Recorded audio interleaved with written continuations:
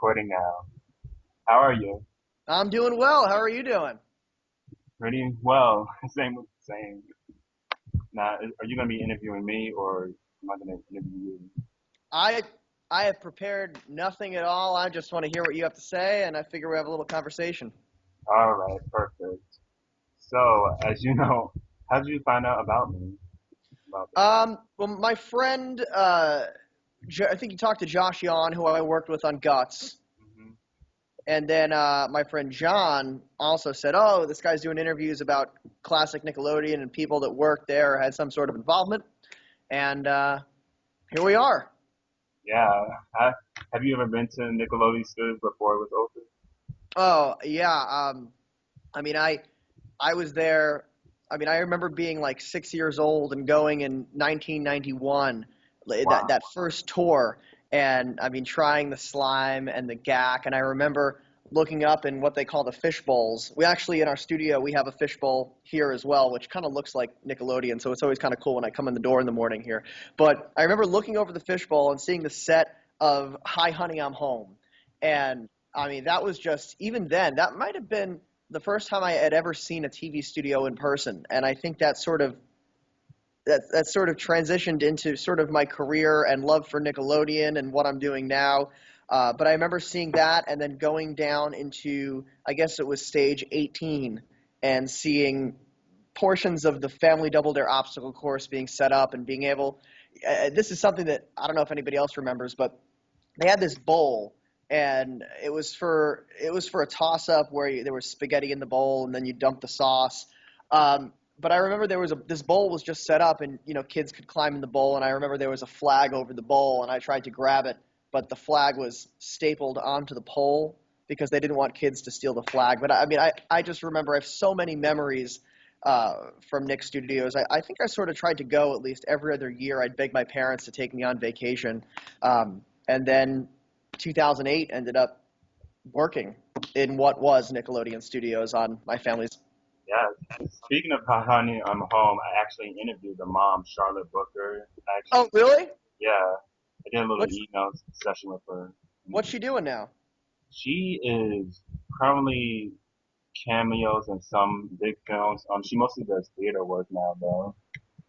Hi, Honey, I'm Yeah. Home. It was kind of a rare, short-lived TV show with the Yeah, Nicks. it was. I mean, from what I remember, it was 13 episodes, and Mm, then the pilot, which had come out, it was Nick's. It must have. I think it was Nick's 20th anniversary, and they showed the original unaired pilot with AJ McClain from the Backstreet Boys. hmm.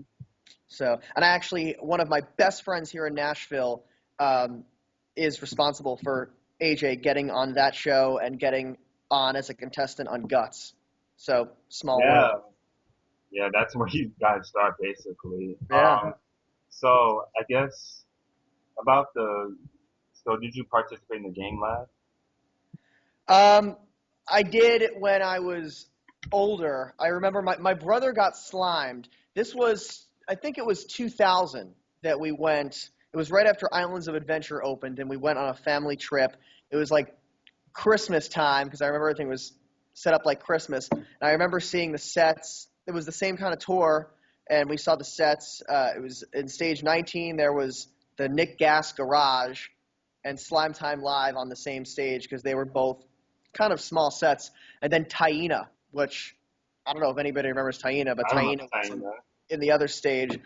And I was, how old was I in 2000? I was like 16, 15 years old already. So, I was too old to get slimed, but I remember I played some kind of double dare-ish kind of game where I had to throw something. But my brother got slimed, and I remember afterwards my mom had to go help him clean off in the shower in the game lab. Yeah, he must have been really excited. He got slimed though. Yeah, I mean it was cool, and I remember trying. This is just like typical me and my brother. I remember they would always say, the host of Game Lab would always say, hey, what's your favorite Nick show? And the kids would usually say SpongeBob or Cat Dog or something that was on at that time. And I remember telling my brother, when they say, what's your favorite Nick show? Say, get the picture and see if they know what you're talking about. and he wouldn't do it. But I just thought it would be. I just thought it would just be hilarious. Yeah, But typical my brother. Love my brother, by the way. Didn't do it. But get the picture, another rare show. yeah, I'm really glad that you said you got to go to Nick Studios because I also got to go way back in '94, 4 years old. So I don't remember much. I just remember the slime guys and the game lab though. yeah. It's such a cool. I mean, that whole place is just. I mean, even now, if you go back now, there are still remnants there that you can see. I mean, there'll be like a covered up wall, but it's a fake wall, and you look beyond the fake wall and you see like pictures of like Rugrats and the wild thornberries, and because when that closed, they really they kind of left it all there because it's not they have the Blue Man Group, which is which is stage 18 as it was, but a lot of that stuff, that like that escalator, there's an escalator that you would go up and go down, that hasn't changed because they don't use it anymore. No, you don't. But I want to know a little bit more about you. Did you always wanted to be in TV business? Did you always wanted to be Yeah, I mean, I grew up, um, you know, most kids watch Sesame Street. I watched Pyramid and Card Sharks and game shows that my mom, I mean, literally, my mom would put me in front of the TV and game shows would be on, and I didn't know what was going on. I just knew there was cool lights, cool sound effects, cool buzzers, and I sort of became just addicted to watching these shows, not because I could solve the puzzle on Wheel of Fortune, but because I thought it was cool that they would change the spaces on the wheel, and um, I mean, Chuck Woolery, Bob Eubanks, Dick Clark, people like that were my inspirations, and the fact that I I got to see a place like Nickelodeon Studios so young, and I got to see the lights and everything in person, really is what made me want to do what I am lucky enough to be doing right now, or supposed to be doing right now. I'm actually at work right now, so we won't tell anybody. Oh, is this right? recorded? Oh No. well. Oh well. Yeah. Of course, I had to ask, did Mark Summers inspire you? Yeah, I know Mark, and I got to have lunch with him. When I was working at CBS, I had pitched an idea to do a game show segment, and one of the other producers had worked with Mark before on the Today Show. So we all sort of got together, and Mark came in to the CBS in New York to our broadcast center, and then we ended up going for burgers for lunch. And I could talk to that guy for hours at a time. He has so many amazing stories that I'm sure he could tell you, and the fact that he is not only an amazing host, but I mean, the quality level of the shows that he produces is really, you don't see that very often. I mean, I could watch. I mean, I don't know if you watch Restaurant Impossible, but he is the executive producer of that show. His company works on it, and I think his son actually works on it too. And it's just good quality TV. It's reality television. I'm a big advocate for. I love reality TV, but there should be a purpose. It should not just be trash TV. Yeah, that's exactly. Exactly. And I have worked on some shows that would be considered trash TV before coming to NBC here in Nashville. But I really respect him on both sides, and that's what I do here. I'm not just a reporter, a face on TV. I produce every story that I do on the air. Yeah, I've interviewed Mark Summers before. He's just a great guy. Yeah. We talk occasionally on Twitter, but I'm really happy I got the chance. And the thing that I love about Mark, and frankly, most of the people that I see that were on Nickelodeon, they're not sort of trying to hide that past. I mean, Mark talks about Double Dare all the time because that's the reason why he became famous, became a host. I mean, and I think that's amazing that he and a lot of the Nickelodeon stars of yesteryear and current day appreciate it so much. Yeah, and another interview I got to bring up is Cal Mitchell. How was Are you that? serious? I know Yeah, Kel Mitchell also.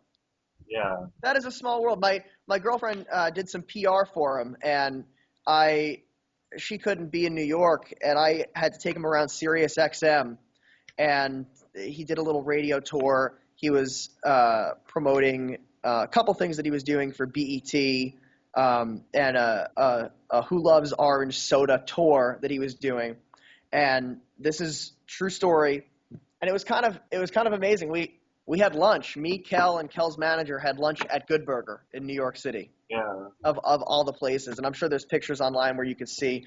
But I mean, super great guy. He got married about a year ago. His wife Asia, also super nice, and really really good people. Yeah.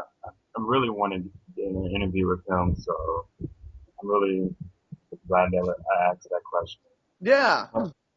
But when you got to My Family Got Guts, it was about 3 or 4 years after Nick Studios got closed, and of course you could still see some of the old stuff and pictures in the Yeah, mirror. Nick. Let's see what Nick Studios closed in. I Oh think five. in 2005, right? So Guts, and by the way, before that, me and Josh Yon, who you talked to, and a couple other friends, we had known people that had worked there. So we got to go while it was still Nickelodeon Studios, and got to kind of roam the hallways and see stuff that then ended up being taken out. There was this big hallway, which to this day, I think when I think of Nickelodeon Studios, I think of this hallway where it was between both stages, and there were all of these plaques on the wall. Every show that taped at Nick Studios in the history of Nickelodeon was on this wall. And everyone, have you seen this? Yes, And a lot of the pictures you probably sign are probably ones that either me or Josh had taken. But I mean, and it really, I am the first to admit that I am a dork for this stuff. I love Nickelodeon, because this is what I grew up with. And you're walking down a hallway, and you see pictures. You see pictures on the wall of Wienerville and of stuff like that, and then you see these logos for What Would You Do and Outta Here, which is just a completely rare show, and it brings you back. And and that was not there at the point that we started shooting My Family's Got Guts, but the green room was there in its the way it was. We did game testing in stage 19. There was still like a floor, an orange floor that was from Summer Slime Live, I think it was, which was a season of Slime Time Live. Um, the it was. production offices, What'd you of say? course. The production offices, they were still kind of Yep, yep. The production offices, which really didn't have much Nicola. I mean, they were just offices, but there'd be random stuff like I'd be sitting at a cubicle on a computer, and all of a sudden I'd look and there'd be like a property of Nickelodeon Games and Sports logo that somebody had left there.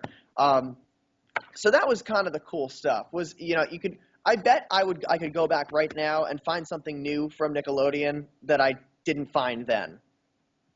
of course.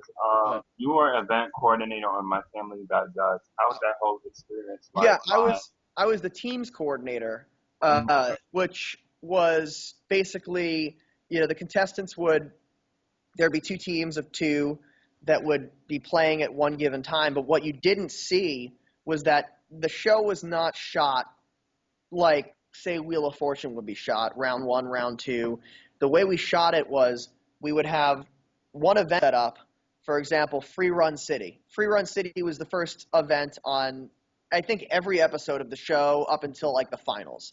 And that was sort of like the basic training on the original Guts, where there'd be a family and they would have to tag each other, and you know what I'm talking about, I'm sure. But the way we did it, because it took so long to set these games up. I'm very happy I didn't have to set them up. What we would do is we'd tape like two events that were the same. So we'd tape episode 101 and 102 would have the same event lineup. We'd air them out of order so people didn't know that they were taped Oh, at the same time. And then we'd say, all right, the teams for episode 1 will go in now, and then they'd be done with the event. And then we'd tape the intro for episode 2, and Ben Lyons would keep having to change clothes back and forth. Asha, the referee, wore the same thing on every show, so that didn't really matter. So That is clever because most people they don't even recognize a kid that the same show could be take the same day. yeah, Someone if you people. and the audience would change also because you were again just like all the original Nickelodeon shows, you were seeing an attraction. You were in a studio audience, but it was partly an attraction. So Yeah, you would go and you're spending a day at a theme park. Chances are you don't want to spend 5 hours sitting in a TV studio when you paid admission to get into Universal. So yeah, there would be an audience that would be in there for maybe like 45 minutes. They'd tape a segment, and then they'd bring in another audience, and that would be how that would work. But yeah, my job was essentially to make sure the teams had all the proper equipment that they had to wear. We would have the judges and the referees. Not Asha. Asha was the on-camera referee, but there were actually people behind the scenes, stunt coordinators, and all these people, and they'd give me and people that I worked. Josh Yon also worked with the yeah. teams on the show, and we really, really worked hand in hand to make sure that everything was sort of ready to go. So, for example, aggro crag, we'd have a list. Shin guards, you need goggles, you need this, and we'd have to make sure each team member had the proper equipment. But then it was also a lot of, getting them excited, making sure, I'm sure when, you see the up close shot of the team and, you kind of see their face, it kind of looks like this and they're going like this and like this. That was us, telling them kind of make sure to look at the camera when they come zoom in into you and all that stuff. And seriously, I mean, one of the coolest things I have ever done in my life. Yeah, I'm sure it has to be. It was kind of a once in a lifetime opportunity. Yeah, and how when I heard that Guts was coming back, I said I called Josh on the phone and I said, Josh, we're going to work on this show. We're going to work on this show. We didn't live near Orlando. I was in New York, where I'm from. He was in Texas, and I had just finished working on Kitchen Nightmares, which is Gordon Ramsay's reality show on Fox. I did season 2 of that show, and the production coordinator was this guy from Australia named Lee. Lee happened to be great friends with Amy Severson, who was she worked with me on Guts. So I had made that connection, and I had a phone interview, and I remember getting out of the shower. I didn't think I'd be talking about me showering on this interview, but I got out of the shower, saw a missed call from her, called her back, and she did a quick phone interview with me and offered me the job, and it was absolutely probably one of the greatest experiences. At the people, the stories. And it was a lot of people that worked on the original show. The director was Scott Fishman, who directed so many things for Nickelodeon. Producer Angie Bartenbach, who is a good friend of mine to this day. I mean, worked on every show from Mystery Files of Shelby Woo, Family Double Dare. I mean, you name it, she worked on it. Executive producer was, my God, Albie. I couldn't think of his name for a second. Albie Hecht. He was Original Guts. Yeah, he was the original Guts. And the only, you may have noticed on that show that they never mentioned Nickelodeon at all. It was just called My Family's Got Guts. And that was because it was produced in association with Albie's production company, Worldwide Biggies. It wasn't just produced by Nickelodeon. So if you ever notice on that show, they don't mention Nickelodeon. I see. So. Now, I have to ask you, the original Guts and Global Guts was filmed in Soundstage 21. Yep. But My Family's Got Guts was filmed in Soundstage 18. So, did you ever get to go behind the scenes of what happened at Soundstage 21? My Family's Got Guts was actually shot in 2 stages. It was shot in stage 23 and stage 24. And that was because stage 18 is the Blue Man Group now, and it was then, and it still is, and that's sort of like a permanent theater where there's seats and everything. So no shows are shot there anymore. But Stage 21, which was the original, that's the biggest stage at Universal, and that was being used by TNA Wrestling. Yeah. So, and I believe it still is. TNA, I think, is continuous. So we couldn't use that stage, and there was no other stage big enough to support the Extreme Arena and the Aggro Crag. Hmm. So we had stage 23 was the Extreme Arena, and stage 24 we would go right next door to the Aggro Crag, and everybody ended up getting sick on the set because it was like over 100 degrees outside, but the Aggro Crag stage was just so cold. So you'd end up going hot, cold, hot, cold, hot, cold, and everybody ended up getting like, throat infections and stuff. But it was well worth it. And there was all this smoke on the Aggro Crag stage, and you could probably still, to this day, if you go into that stage, you could probably find confetti on the floor. Oh my God. Yeah, Not that. I would but have loved to see that. and something that I don't think a lot of people know, up until the day we started taping, the Aggro Crag was supposed to be called the Ice Crag. Right? The How Ice come? Crag, because it was Aggro Crag, Mega Crag, Super Aggro Crag, and they were going to say, the Aggro Crag has now iced over. It's now a frozen tundra. It's the Ice Crag. And that's why it sort of has, I mean, you can kind of see on the show, it kind of has a little bit of an icy look, and there's like a pool on the bottom with water and all that sort of stuff. Um, and if you watch the segments on the show, do you remember there was some locker rooms in the back of the set, and they'd sometimes Yeah, show I've the seen teams it. in the locker rooms? There's there's pictures on the wall, like blueprints of all the different events, and there's one of the Aggro Crag, and underneath it says Ice Crag. So if you look really close, you could see that. Did you ever get to climb the aggro crag yourself? I did. I did. I would. Well, we shot a staff picture on the last day of taping, and I climbed to the top of the Aggro Crag, just for that picture with no harness too. We I had people kind of help me up. I went through the what are they called? I don't even remember what they're called. The switchbacks. All right. You kind of go up that, and then Oh, I I see. and then I climbed over. I did. You could really fall, so I had two of the stage people kind of hoist me up, um, and then I slid down. There was like a zip line that everybody slid down. But I remember getting off the clock. It was probably the only job. I mean, I love every job that I do.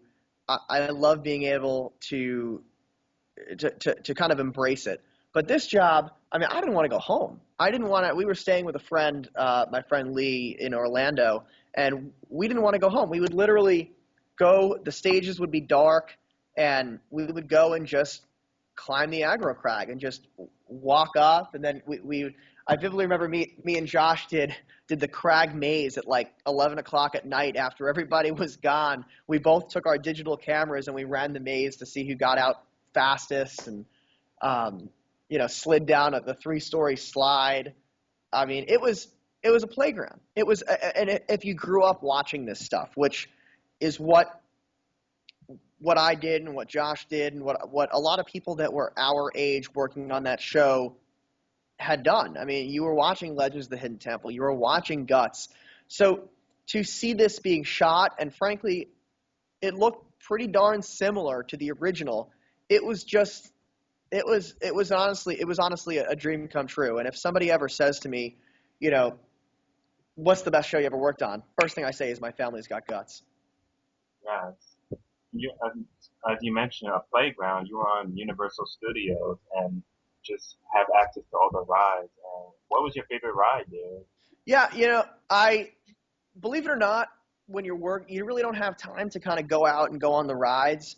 Um, but I had been there so many times before that I knew all the rides. But there was one time during our lunch break that we went out, and Ben and Asha went on a golf cart, and I went, and an executive from Nickelodeon in New York named Bronwyn, I think, had gone there too. Um, and we had just all gone and rode the Hulk at Islands of Adventure, because you can kind of get in the backstage area. It's kind of quick and easy to get right to Islands of Adventure. You don't kind of have to walk all throughout City Walk. Yeah. But I mean, at Universal Studios, I mean, I love Back to the Future was like my favorite ride of all Oh, time, which is not there anymore. But yeah, I mean, you know, we had Universal Studios employee IDs. Everybody who worked on the show got one of those IDs, yeah, so you were able to kind of go on any ride you wanted. And we would often, you know, after work, we would go and just kind of walk around Nick. We'd have dinner at City Walk, a place called Pasta More, which we loved. Um, and then we just, you know, the wrap party was at the NASCAR Sports Grill. We had a party throughout at one point during the run that was at Hard Rock, and that was really cool because we were overlooking what was Nickelodeon Studios. yeah, There's a balcony at Hard Rock, and it doesn't have the Nickelodeon sign on it anymore, but the building still looks the same. Besides the new coat of paint and the no sign, it does look like Nickelodeon still, which I like that. And I remember talking to, you know, a lot of the people on the crew, who were all producers on the original show. Chris Woods, who produced on Guts and also produced stuff like Double Dare. I mean, she had great stories, and there were so many people that, you know, I mean, you could talk to these people for hours, and I don't think they, you know, when you're working on something at the time, you don't really understand how big of a deal it is until you get the opportunity to actually go and relive it. And I think that's sort of how a lot of the older producers had thought of it. You know, we're just taping a TV show, but that's not that wasn't the case for me, and I think for Josh, who I'm still great friends with, and a lot of the people that were of the younger generation, of the generation that watched.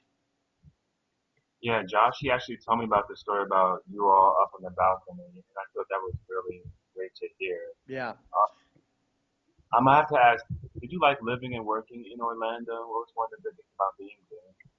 yeah, you know, I did. I thought it was cool. It was very different. I mean, I had worked on stuff in New York at that point. I had only graduated college a year before. I graduated uh, I graduated in 2007 and instantly started working on reality TV. And, you know, in the world of reality, you know, you tape a season of a show in a month, and then you have to find another job. So I remember uh, Orlando. I lost my train of thought for a second. I remember, you know, being so excited. I had been there, you know, weeks on vacation. I'd never lived there. And it was cool. It was sort of novelty. I mean, we could go to downtown Disney and hang out. We could there were restaurants in Orlando that we loved that they didn't have in New York.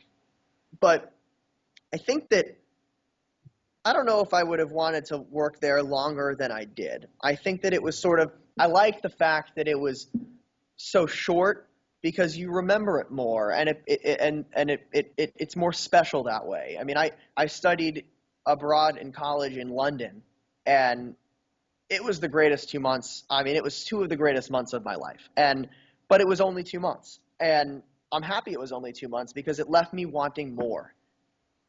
I can't wait till the next time I go back to Orlando because of that. Yeah, I think that's what made Nickelodeon Studios work in Orlando because it was very casual and laid back and sort of a family friendly environment where you could do all of that good stuff. Yeah, you know, in New York and LA, which are, you know, two of the big broadcasting hubs, you know, they make sure in a lot of studios that you don't touch anything, that you know you can't get out of your seat. What Nickelodeon did, and keeping in mind we had security, we didn't have kids running up the aggro crag, but you know we it sort of became it was a more friendly environment. It was a place where, you know, you didn't feel like you were doing something wrong if you got out of your seat or if you wanted to get a picture with one of the hosts. It was much more of a welcoming environment. And even after Nick Studios didn't exist anymore and I worked on Guts, I mean, everybody, I mean, I remember kids coming up to me and asking me questions, and it was fun to answer those questions because those are the same questions that I would have if I was that kid. Yeah, I think everybody wants to know what is it that you guys do. Like, can I learn how to do that? So, Yeah.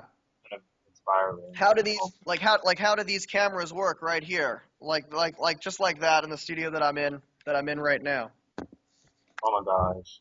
Were those the same cameras that you use in My Family's Got Guts? No, no, these are the camera. This is our this is Studio B. We have two studios here, and these are actually robotic cameras. And how they work. Oh, my video is turned off. Hold on, hold on. Sorry, I'll try that again. 3, 2, 1. Yeah, these are actually robotic cameras here in our studio. At Studio B here at WSMV in Nashville, and they're all on robotics. There's one director in the control room who will operate it with a joystick. Easy as that. I have to ask, after My Family's Got Guts ended, were you sad? Yeah, I mean, like I said, I left wanting more, and we shot 2 seasons of My Family's Got Guts, one of which never aired in America. It aired in Australia, but it didn't air in America. Um, the ratings were low, and it was it was sad because when we left that show, all we wanted to do was go back and do it all over again. And then I remember hearing, oh, maybe there might be a Family Legends of the Hidden Temple that was trying to get started. That might have been a rumor. I remember hearing that from people, hearing that oh, we're going to try to come back, but nothing ever happened. When a show does not do well in the ratings, it doesn't come back, and it's sad because Nielsen ratings are sort of skewed. How the ratings work is it's 10,000 or so people. I don't know how many people in America families have Nielsen boxes, but then they take that number and they somehow turn it into 2 million people watch this show, but they don't know that for a fact. I mean, even our ratings, on the show that I'm on here at Channel 4, I mean, there's no rhyme or reason sometimes. We could have the best interview on. I mean, I interviewed Paul McCartney's son a couple weeks ago, and I said that we teased that segment. This is going to be amazing. Coming up next, you got to watch.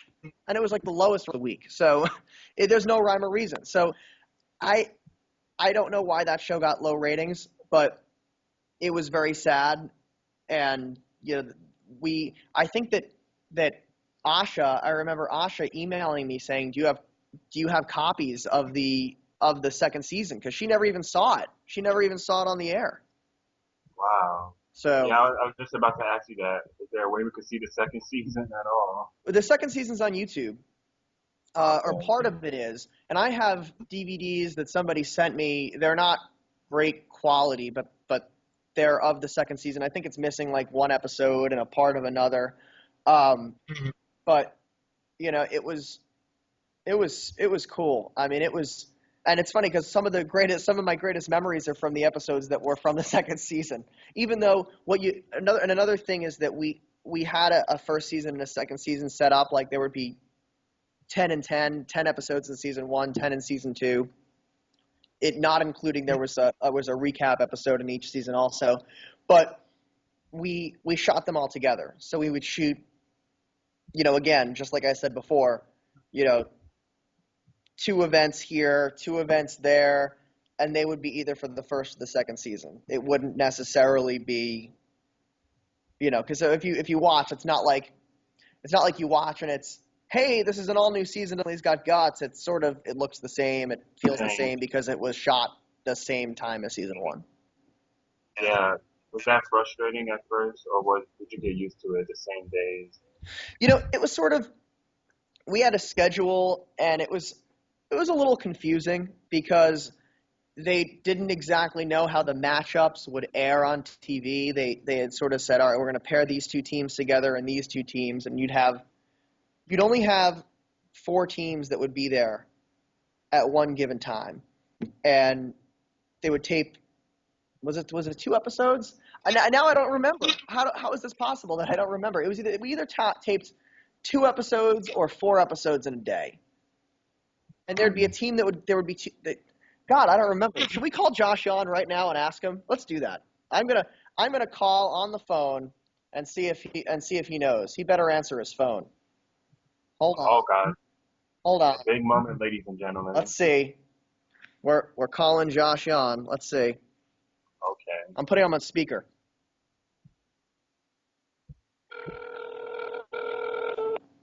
Oh, he's on the other line. I could tell by that beep.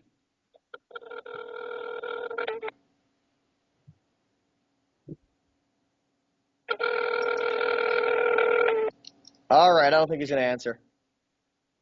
Oh God. All right, so basically, I feel like, no, I think we taped 4 episodes in a day. I don't remember. I don't know. But anyway, we would have 2 teams, and they would go into the Extreme Arena, and I would take them, or Josh would take them, and then, the other teams would wait, and then we'd switch out, and we'd play the same event with the other 2 teams for a different episode, and that would be how that would work. I don't think we did. It must have just been 2 episodes in a day, because we couldn't have done 4. It would have been too much. It would have taken too long. I can't believe I don't remember that. Because I interviewed Maura Kirk, and she said. What'd you say? I interviewed Maura Kirk, and she said 3 episodes a day in the original which she taped. So I'm thinking it must have been 2. Yeah, it definitely wasn't 3. It was either 2 or 4. I mean, I have to text him. Hold on. You could cut the. All right. I wanted to ask you, when you went to Nick Studios '91, I had to ask more about the Prime. Do you remember the audition room? I always want to hear about that. I didn't. I don't remember. And I don't know what that was. And I think that they must have not taken us there. They didn't take me to the game lab either in '91. No. Wow. We went. It's crazy that I remember something from when I was 6, but I can't remember something from 2008. But don't know how that works. But we went up. We saw stage 19 where Hi Honey I'm Home was shot. Then we did not go to the fishbowl of stage 18. We went downstairs into the studio where there was the set of Family Double Dare was set up, but it wasn't the whole set, like the glass block background and all that. That wasn't there. It was just a background that said Double Dare on it. I think it was the same background that was used in the Super Sloppiest Moments video. It was this plain background that said Double Dare, and there was just a few obstacles set up, and you were allowed to sort of play on them kind of like a playground. And like I said, there was a pole, the flag on it, and you couldn't really pull the flag off because it was stapled on. But then from there, we went into the GAC kitchen and to wardrobe, and that's where I tried the slime and the GAC. And I think that was it. And the first time I went to Game Lab was '94, I think. '94 was when I went back and saw the set of Gullah Gullah Island. Yeah.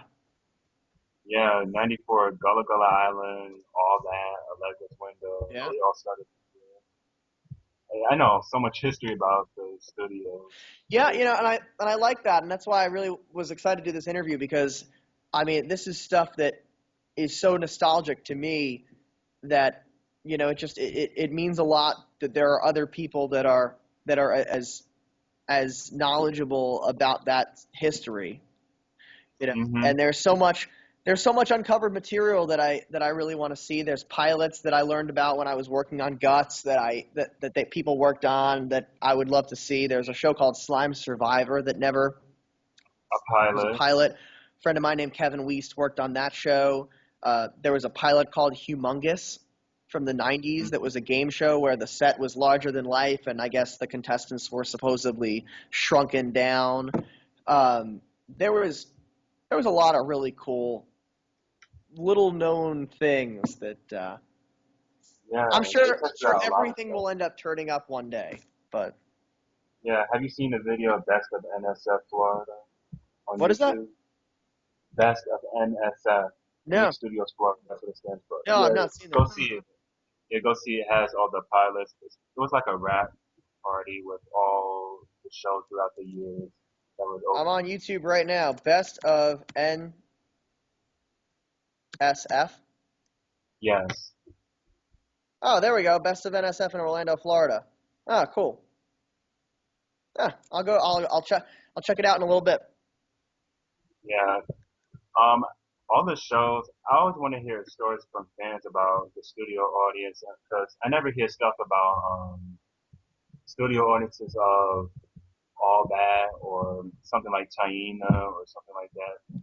Kind of rare show, basically. Yeah, I don't really know, to be honest with you. I mean, I I'm not sure. I mean, I didn't really know about any of that stuff. I mean, I know I Yeah, could tell you about the I know audience you weren't there for the though. show that I worked on. Yeah, Like I said, the audience for My Family's Got Guts, would be, a group of people that would come in from the park. Um, it must have been, it wasn't that big of an audience. The original Extreme Arena had a bigger audience since it was a bigger stage. Um, hmm we only had, the original Extreme Arena, there was two sides to the audience. hmm We only had one full side. The other side was just a little mini area that was actually like a handicapped area if you had a wheelchair. So you really only saw one side of the Extreme Arena audience. Um, hmm and it must have been like 150, 200 people. They'd bring them in. There'd be right outside the studio, sort of where the Twister ride is. There would be a line, see My Family's Got yeah. Guts, and I guess you'd get a ticket, come back at this time. We'd bring them in, literally almost right before we were ready to tape the segment, because we didn't want to have them sitting around for too long. We had a great warm-up guy named Mark who would get them all excited and scream, "Do you have it?" and all that sort of stuff, which, by the way, was so cool that they still said, "Do you have it?" and had the similar theme song. Yeah. um, and then we'd play the two events, and then they'd bring in another audience, and yeah, and then the aggro crag, there was also an audience in there, and you didn't see that on camera, uh, but there was an audience that would come and watch the aggro crag also. There'd be like Wow, I did not know that. there was like two sides. There was, if I was staring straight ahead, there'd be the aggro crag and everything, and the audience couldn't see the maze or the slides or anything that was behind the aggro crag, but there'd be, one set of bleachers over here, one set of bleachers over here, and then the lighting board and the audio board and everything was sort of in the middle facing the aggro crag. Wow, I really did not Yeah. know that. It So wasn't really bleachers, it was more like just like benches, and people would come in and sit. It wasn't as big of an audience. It was maybe like 50 people would come in and watch it. So, by the way, Josh Yon just texted me back. 2 episodes taped in a day. I was correct. Boom. thanks, Josh. There you go. Thank you, Josh. 2 episodes. So you were I right. was I was right. It's sort of, I don't know why I thought, the days were so long. That's why, everything took so long to set up and break down. And because if you think about those events, think about all the different things that were set up in Free Run City. And then think of, then you have to set up the aerial bridges for events like Super Toe PK, and things like that. So then we'd have lunch, and then we'd do the aggro crag. And lunches were Wow. amazing, by the way. Lunches, the catering there, Bluebell ice cream, pasta that was made fresh with your choice of sauce. I know you don't really care about the food that we ate, but it was pretty damn good. No, trust me, I love Yeah. food, so I like it. uh, the Gat Kitchen, I want to bring that up. Everyone loved the Gat Kitchen and seeing how slime was made, of course. I want to ask you, what was that like? I mean, I just, I mean, it was, I remember they had a little wooden spoon, and you'd open your mouth and she'd feed it to you, and it It was, was Gat it was Meister. pretty much, yeah, it was a lady that was there, and pretty much they both just tasted like applesauce. Yeah, basically. I think it's so funny to mention Nick Studios because a lot of people want to see it come back, Yeah. and a lot of people, and that's what the project. I'm just basically showing the history of why this place is so special. But do you think it should come back, Nick Studios? Do you think it should be reopened? Hell Like, yes. Um, yeah, I think that there is nothing that is like what Nickelodeon Studios was for kids now. And there's no attraction like that in Florida. There's no attraction anywhere really that that is similar to what that was, where you can tour a studio and honestly get inspired. See how it's made. Nick tapes their shows in LA now, their live action shows, but it's just as simple. You go online to a website, you get tickets, you wait online, you go in, you see the show, you leave. I mean, it's not an Yeah, attraction. Um, and I think that it could be something that could be really, really special. And frankly, I mean, a lot of the rides are different now at Universal, but I mean, yeah. with the addition, I haven't been, but with the addition of the Harry Potter world at Islands of Adventure, and Kids would love it. people love that. And I Yeah, think that, I mean, Nickelodeon is still, the number one network for kids. So I think that it would be really truly cool to see stuff taped there. And Brain Surge. Jeff Sutphin is a great friend of mine, and he worked on Guts, and then hosted Brain Surge and hosted Figure It Out. And I know that he would love to see it come back. I know that you know those shows were cool. They taped out in L.A., but they taped on a simple yeah. backlot. It was a studio. So I think it could be really, really, really cool. Do I think it's going to happen? Probably not. But I think that if they could do the same level of good quality programming that they used to do, I mean, I'd be the first to sign that petition, man. Yeah. It wasn't just fun. It was kind of a learning experience Yeah, for kids and adults to see what production was like, TV right. production. And I think that was the best thing about it. What do you think was the best thing about Nick Studios? Just the how you really back in the day, 1990 to pretty much the 90s, you could go 1 week and then come back a month later if you lived in Florida and you wanted to take the tour again, then you could see two totally different sets.